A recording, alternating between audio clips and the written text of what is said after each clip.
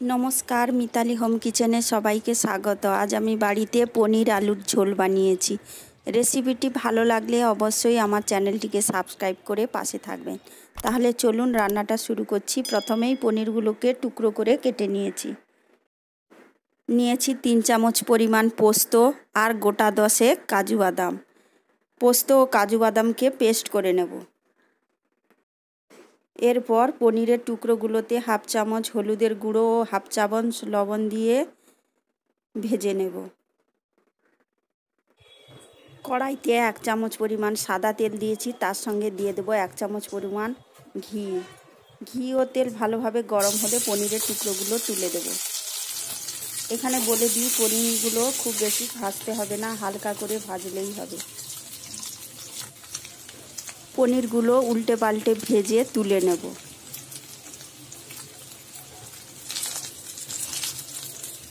এবার কড়াইতে টুকরো করে রাখা আলুগুলো ভেজে তুলে নেব, অল্প লবণ ও হলুদ দিয়ে।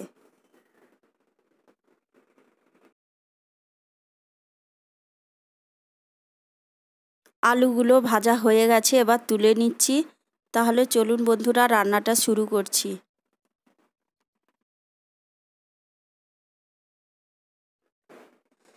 কড়াইতে আর কোনো তেল অ্যাড করব না, দিয়ে দিচ্ছি 2টো শুকনো লঙ্কা আর কালো জিরে।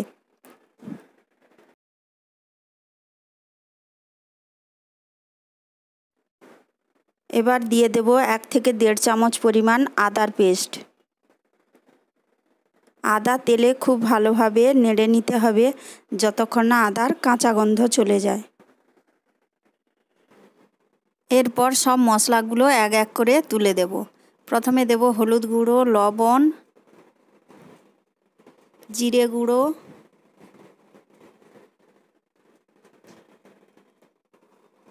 গরম মশলা গুঁড়ো, ধনিয়া গুঁড়ো দিয়ে সবগুলো উপকরণকে খুবই ভালোভাবে তেলে নেড়ে নেব। সামান্য পরিমাণ জল দিয়ে মশলাগুলো কষিয়ে নেব।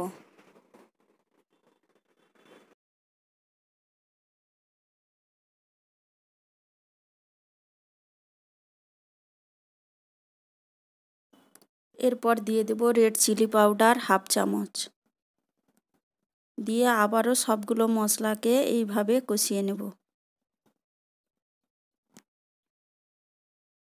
মশলা কষানো হয়ে গেছে, এবার দিয়ে দেব কাজু বাদাম পেস্ট।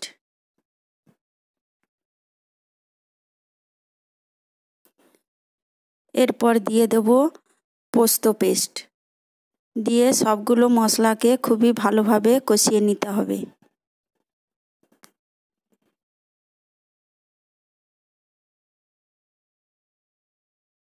মশলা কষানো হয়ে গেছে, এবার দিয়ে দেব ভেজে রাখা আলুগুলো।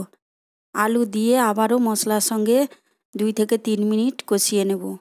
কষাতে কষাতে এর মধ্যে সামান্য পরিমাণ জল অ্যাড করব।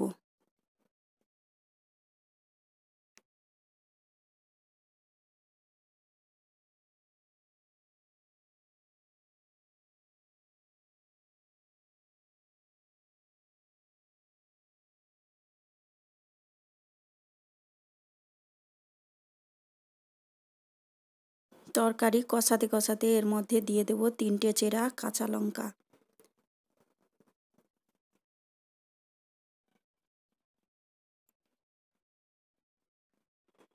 দিয়ে দেব হাফ চামচ পরিমাণ চিনি, দিয়ে আবারও ভালোভাবে কষিয়ে নেব।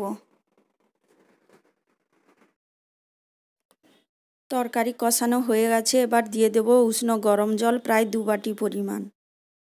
গরমের দিনে আপনারা এই নিরামিষ পনিরের তরকারি করে খেতে পারেন, খেতে খুব সুস্বাদু হয়।